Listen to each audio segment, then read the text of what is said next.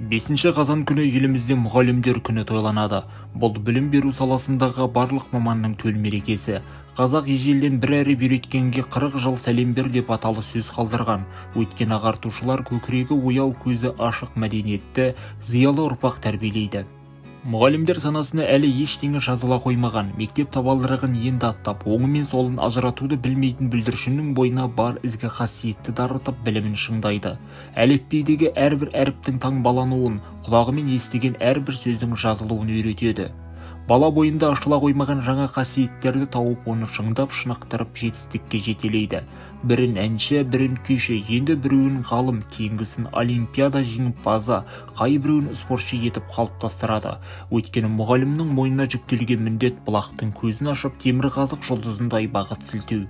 Мұғалім мамандығы барлық мамандықтың атасы. Өйткені ұлағатты ұстаздың алдынан бүтін елді басқарған президент те, әлемге танымал актерлар да, даңқты кәсіпкерлер де, атақты ғалымдар да түлеп ұшады.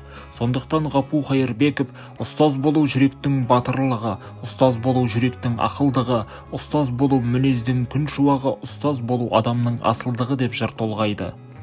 Қай ғасырда болмасын кейбір мамандықтар ұмытылып, өз дәуірімен бірге келместен кемесіне мініп жатады.